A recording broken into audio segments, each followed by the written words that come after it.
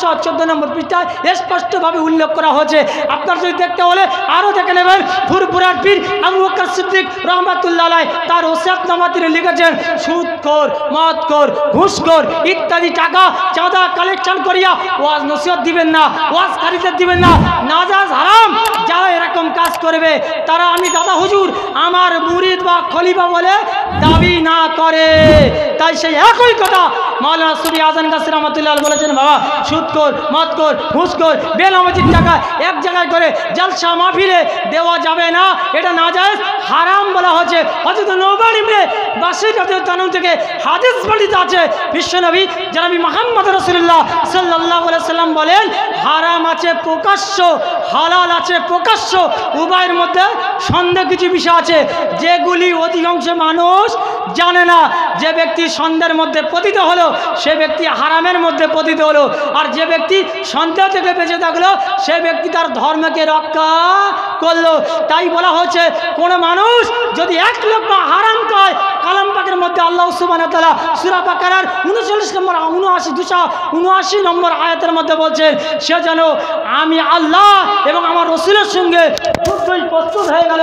আর তার থেকে সবথেকে ছোট গুনাহ হলো সে তার নিজের আপন মায়ের সঙ্গে 36 বার জেনা ব্যভিচারী করলো। আজকে বলুন, আজকে এই যে মজলিসটা কায়েম করা হয়েছে এখানে গণচাঁদা নেওয়া হয়েছে। আজকে দুনিয়ার কিছু মজলিস আমরা দেখি, আমাদের বুকে একটু ব্যথা লাগে, সেখান থেকে বিভিন্ন জায়গা থেকে গণচাঁদা নেওয়া হয়। বেনামাজি, সুদখোর, মদখোর, ঘুষখোর, জেনাখোর সবার টাকা। আমি আবার বলি নবীর ওয়ারিস, আমি বলি নবীর আশিক, নবীর প্রেমিক। তাই নবীর সেই হুকুমটা তুমি কোথায় মেনেছো? আজকে তুমি যদি একটা বেনামাজির টাকা, ঘুষখোরের টাকা, সুদখোরের টাকা তুমি যদি একজন মানুষকে খেয়ে দাও, তোমার ঈমান চলে যাবে, ওই সাথে তুমি যাকে খাওয়াবে তারও ঈমান চলে যাবে। তাই মাওলানা আজান গাছী রহমাতুল্লাহ বলেছে, বাবা মরে যাই তো মরে যাই, জীবন চলে যা তো জীবন চলে যায়, 1 লক্ষ হারাম খাদ্য খাবো না। এখন কিছু সম্প্রদায়ের মানুষ বলে যে হারাম দিচ্ছে সেই বুঝবে। আমি আপনাদের একটা প্রশ্ন করি, একটা গ্লাসে ফিল্টার পানি বলা হবে, আপনারা ভাই আমাকে 1 গ্লাস পানি পান করেছেন, আচ্ছা পানি আমাদের দিব, পানির রং যদি কালার অন্যরকম হয়ে যায় আপনি জিজ্ঞাসা করবেন না যে ভাই পানির রং কালারটা এমন কেন হলো?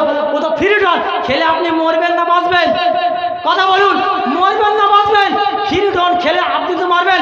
সুদ, ঘুষ, হারাম, সুদের টাকা, মদের টাকা, দাওয়াত কবুল করা সুন্নাত, জেনা খাওয়া ফরজ। আমি তাগিদ কি একবার দিয়েছি? যে যা দিচ্ছে নারায়ে তাকবীর, আল্লাহু আকবার। আল্লাহ কালাম পাকে কি বলেছে, বিশ্বনবী হাদিসে কি বলেছে সেটা একটু মনে আমরা জেনে নিই। আচ্ছা আপনাদের কাছে আমি একটা প্রশ্ন করি, বলছে সুদের টাকা, ঘুষের টাকা যিনি দিচ্ছে সেই গুনাহগার হবে, যিনি নিচ্ছে সে কি হবে না? আচ্ছা ভাই বলুন, একটা মুরগি মারা গিয়েছে, সেটা খাওয়া হারাম না হালাল? হারাম না হালাল? আর একটা মেহরবানি করে আজান হচ্ছে, শেষ করছে এখানে।